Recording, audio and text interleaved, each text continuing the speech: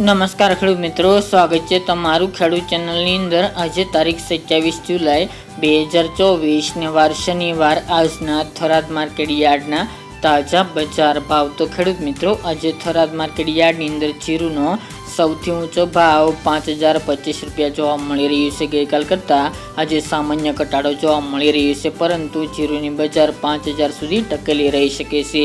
તો ચાલો આપણે જાણી લઈએ કે આજે રાયડો, જીરું અને વરિયાળીના ભાવ શું ચાલી રહ્યા હતા।